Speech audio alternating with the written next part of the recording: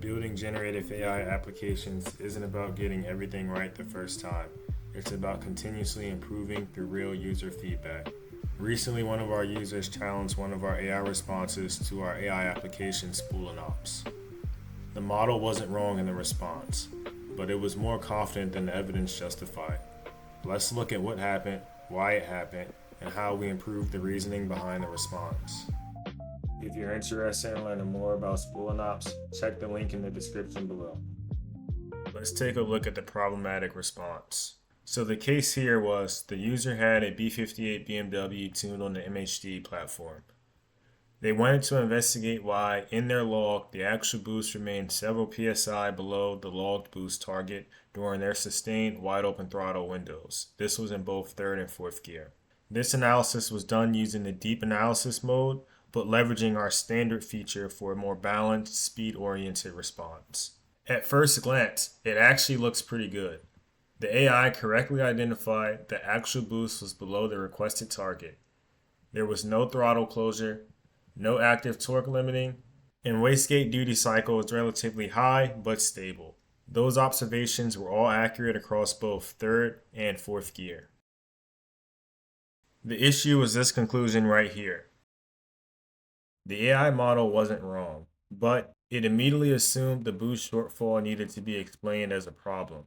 Because the user's question alluded to why was boost shortfall in the target, the model naturally tried to provide a likely cause. In this case, it leaned toward a hardware or airflow limitation, even though the surrounding signals present inside of the log were also consistent with normal boost control behavior for the calibration. Rather than first asking whether the observed pattern was actually abnormal, it jumped straight into explaining why it might be happening. That got us asking the much deeper question: why did the model feel the need to explain something that may not have been a problem at all? And that answer lies in how large language models are designed to reason. So, why did the AI reason this way? This is actually a common challenge when it comes to building generative AI applications. Large language models are optimized to generate helpful, coherent responses, such as when a user asks a question such as why, the model naturally tries to provide an explanation rather than first questioning whether the observed behavior actually requires one. In our case, we were analyzing an automotive data log. The model correctly recognized the actual boost was below the requested target, but instead of first determining whether the pattern was simply expected ECU or calibration behavior, it immediately searched for a likely explanation. This isn't a hallucination.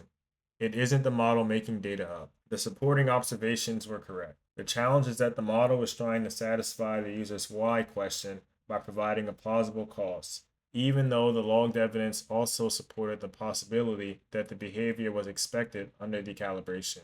The engineering challenge wasn't teaching the model new automotive knowledge, it was teaching the model first to determine whether the observed pattern actually indicated a problem before attempting to explain why it might actually be happening. To improve the model's response and reasoning, we took a layered approach. First, we used something called Retrieval Augmented Generation, also known as RAG, to provide the model with the actual data log and all the supporting signals relevant to the user's question and BMW MHD platform when it comes to B58. Secondly, we combined that with domain expertise.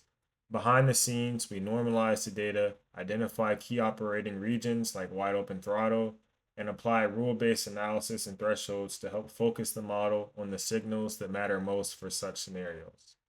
We also refined the model's reasoning through its prompts, teaching it to evaluate what the evidence demonstrates before explaining why it may be happening. And finally, model selection also played a huge role in this. We found that reasoning models generally perform better in scenarios where multiple plausible explanations exist. Each layer improved on a different part of the reasoning process. Together, they all help the model produce a better overall response that is aligned with the available evidence inside of the data log. Now, running that question back, let's take a look at a new response using the same exact log. Except this time, we're going to be using the deep analysis mode, leveraging our advanced depth option to get more reasoning out of the model itself.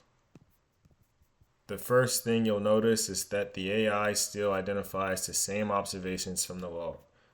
Actual boost remains below the requested target, throttle stays fully open, torque limiting isn't active during the pull, and field pressure remains healthy. The key difference is how the AI arrives at its conclusion.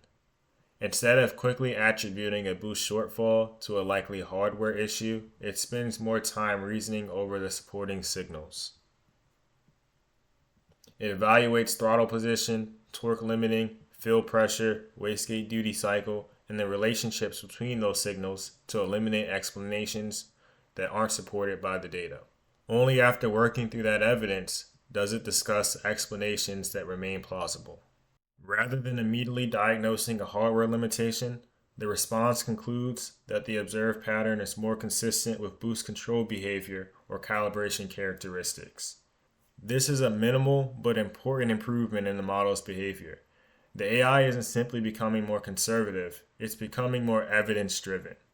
It spends more effort analyzing what this data log demonstrates before discussing why it may be happening, resulting in conclusions that are better calibrated to the strength of the available evidence within the data log.